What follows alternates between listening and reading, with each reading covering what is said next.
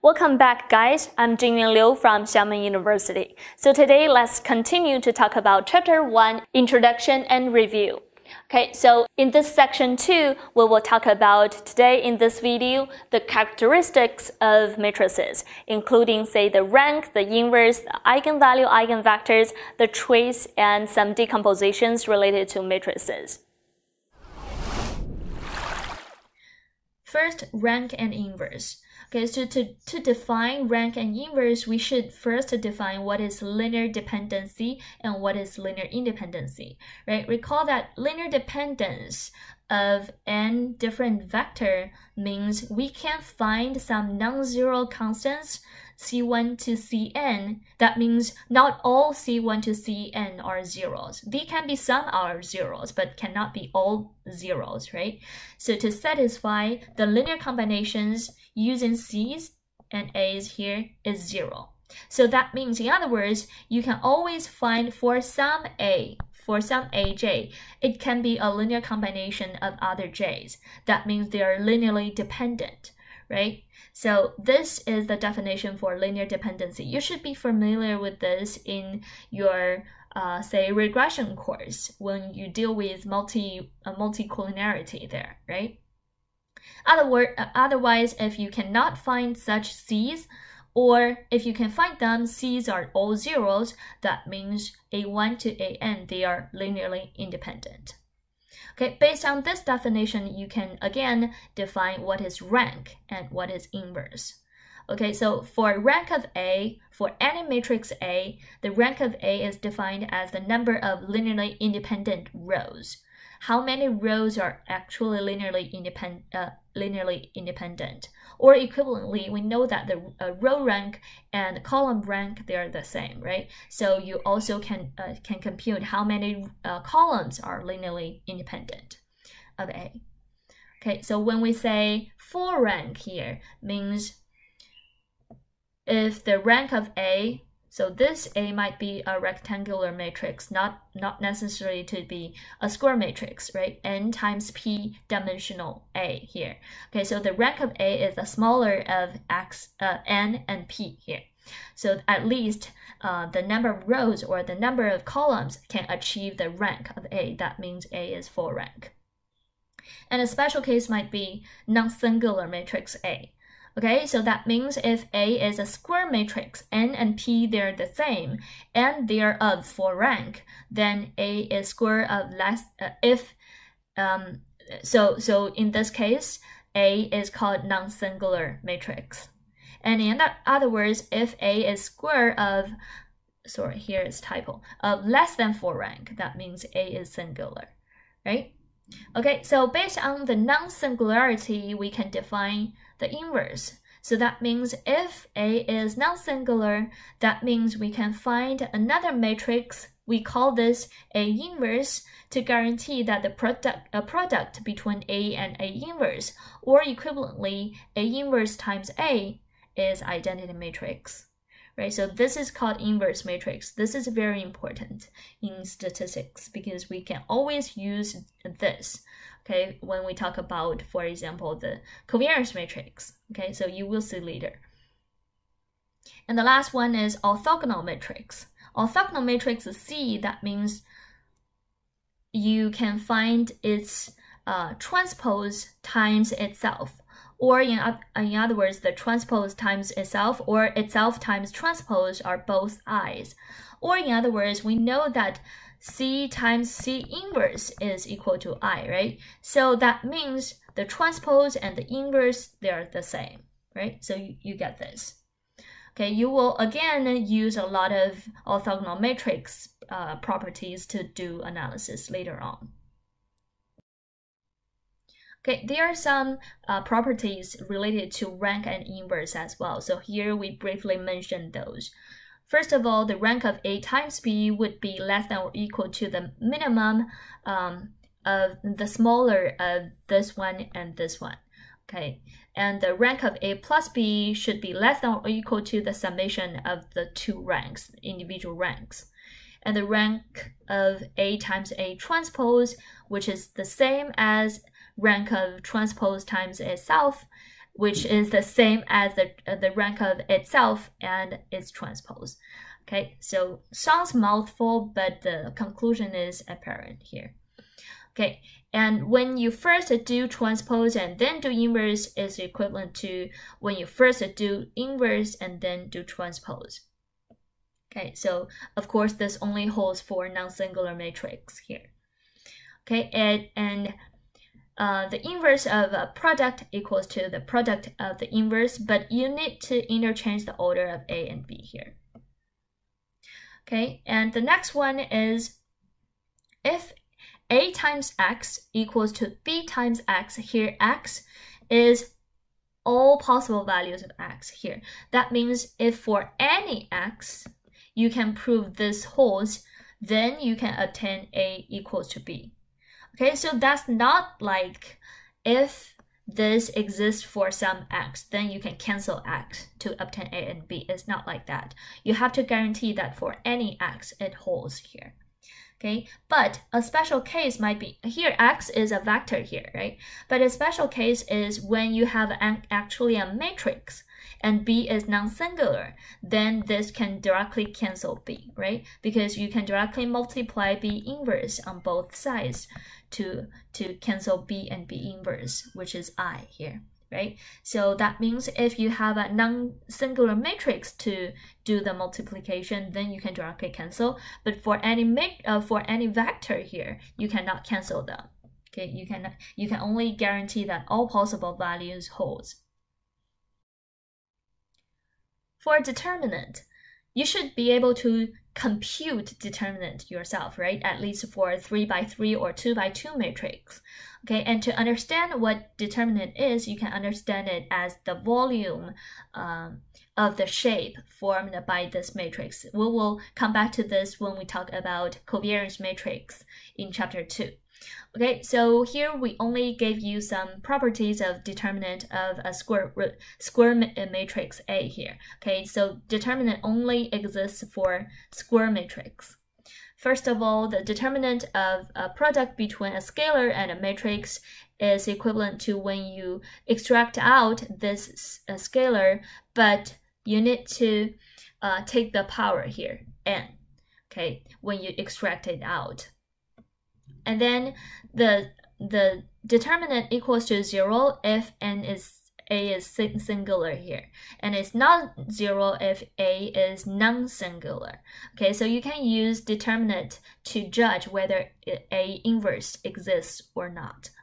Okay, and determinant larger than 0 means A is positive definite, and A and B are square matrices.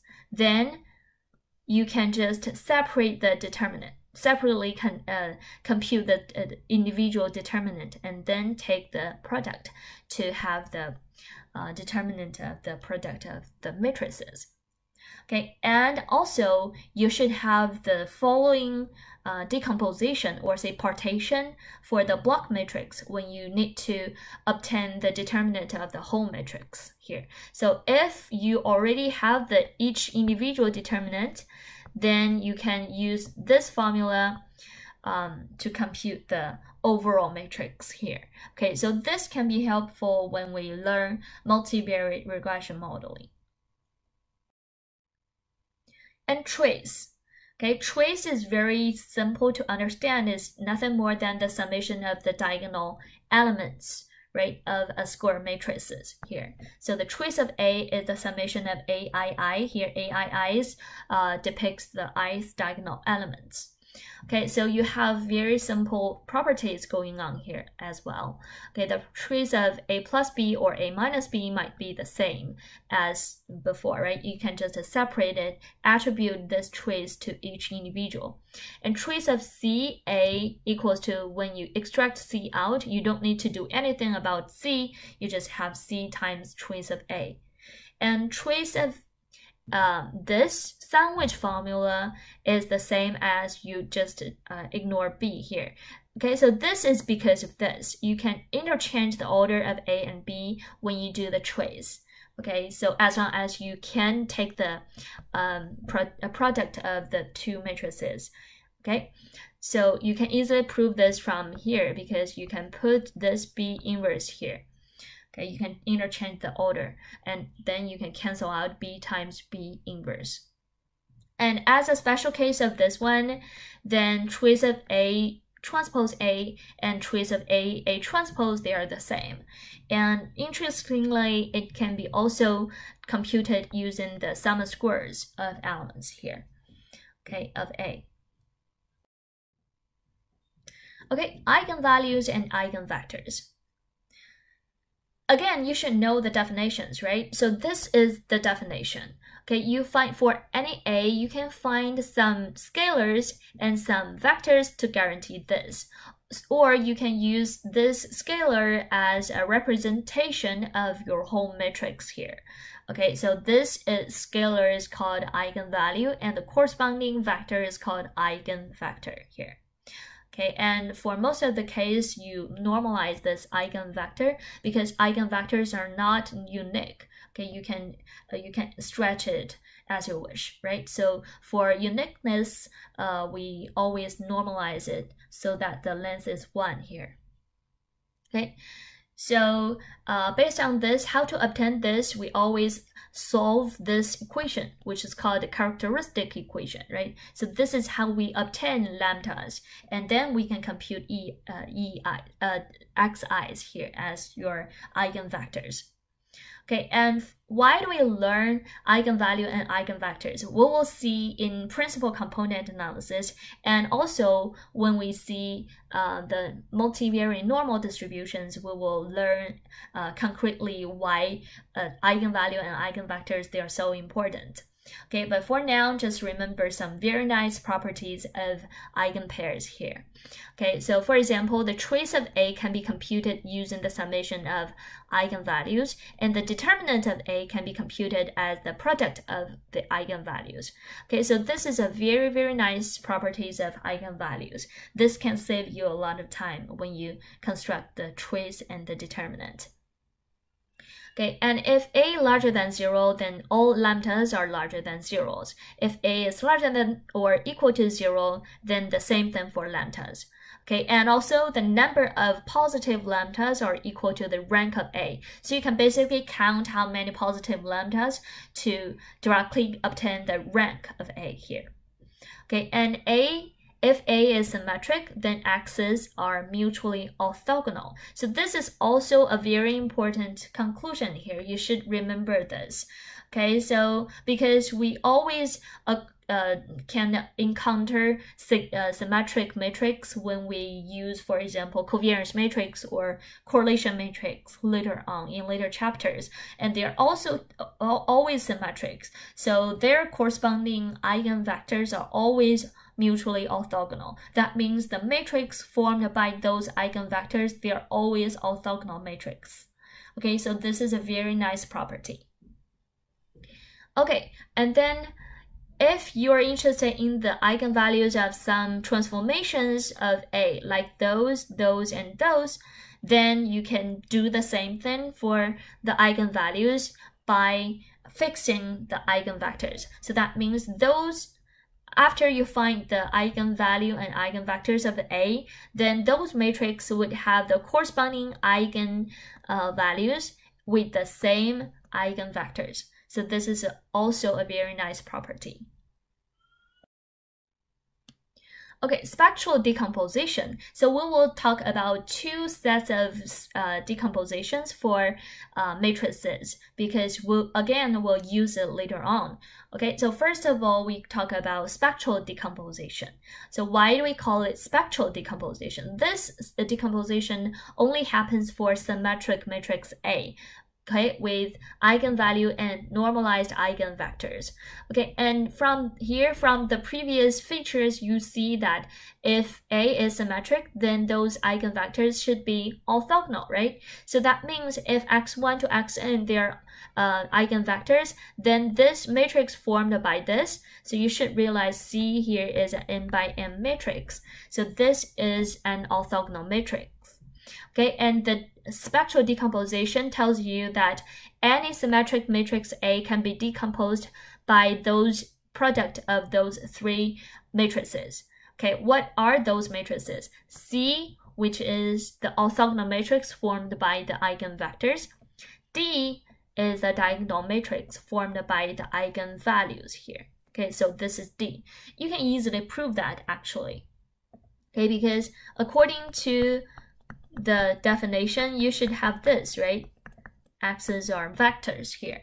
Okay, and if you pull all I from 1 to n together, if you combine them, so you can easily obtain that you have this. So this is just by pulling x's or pulling those n different equations together. Okay, so that's why I keep saying that using matrix is much more convenient than using element-wise computation. Okay, so if you have this, then because C is orthogonal, so you can put this, multiply C prime here, C transpose, to obtain an I here, right? So you directly obtain A equals to C prime. Okay, and if you write it out, then you can easily obtain this as well. Okay. So what's the usage for spectral decomposition? You can use spectral decomposition with a lot of different stuff. Okay, so for example, you can use spectral decomposition to compute the following matrices.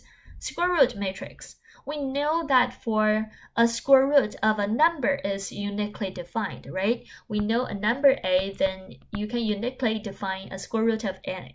Nothing more to tell. But for a square root matrix, if I have a matrix, actually there are several different ways to denote the square root matrix, which we denote it like this. Okay, so spectral decomposition is one option to compute the square root matrix. Because anyways, for square root matrix, we only need to guarantee that this times itself equals to A. That's enough. Or sometimes you can define this transpose times the equals to A. Then this is also called as square root matrix, right? You can use either way. And this spectral decomposition tells you one of the ways here. Okay, so how to obtain this square root matrix for any symmetric and positive definite matrix A here? All we need to do is we take the square root of all the eigenvalues. That means we take the square root matrix for this diagonal matrix. We know that it's more convenient to take the square root matrix of diagonal matrix, right? We just need to deal with the diagonal elements there. Okay, and then the square root matrix can be obtained by the same formulation, but only replacing the original D by its corresponding square root matrix. Same thing for square of square matrix A. Okay, so if we want to compute the square, we can also do the same thing for the center part, the diagonal matrix. Okay, so by taking the squares of diagonal elements in this diagonal matrix here. Okay, and also for inverse, same logic, same routine. We take the reciprocal of each element in the diagonal matrix to obtain it. Okay, so that's for spectral decomposition. Here is another choice for decomposition, which is called Cholesky decomposition. So this decomposition also gives you another choice for obtaining the square root matrix. Okay, as we said, for square root matrix, we only need to guarantee that its transpose and itself can multiply together to obtain the original matrix. That's all, right? So here we have a Cholesky decomposition, which gives you an upper triangular matrix T that can satisfy the same equation here. Okay, so T transpose times T still can recover this A. Okay, so you can always obtain this Cholesky decomposition by those iteration steps. For example, if you originally have such a 3×3 matrix A, then in R you can always call function Chol like this, Chol A, to obtain the triangular matrix, upper triangular matrix like this. This is an upper triangular matrix T here to recover, to guarantee that T transpose T equals to A. So this is the Cholesky decomposition. Okay, lastly, we briefly show how to implement those operations and obtain those features or characteristics of matrices in R. For example, addition and subtraction for two matrices A and B with the same dimensions. So subtraction and addition are just the original and the ordinary operations like this. You plus or minus here.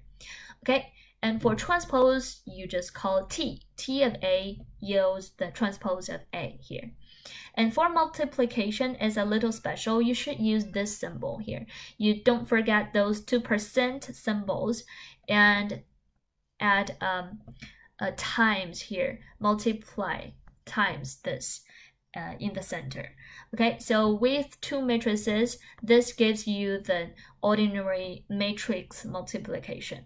But if you forget those 2% signs, you basically are obtaining the two matrices by just each pair of elements, they do multiplication.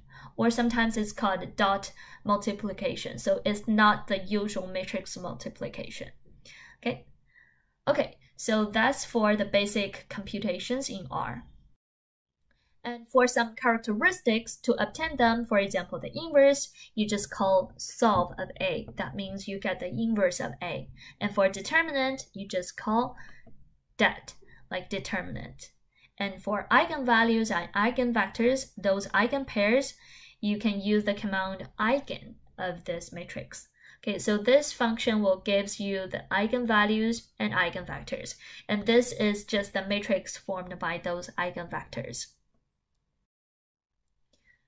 Okay, this is all for chapter 1 and all for matrix review. So we have basically two parts for this chapter 1. To briefly review them, remember that about the first part, we talk about the introduction of multivariate analysis, including why do we need them, right? And what topics to be covered in the whole course, and what is the typical data structure you should remember.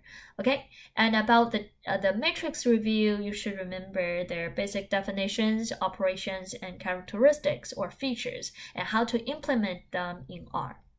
Okay, so that's all for chapter 1. From chapter 2, we will actually start our analysis method.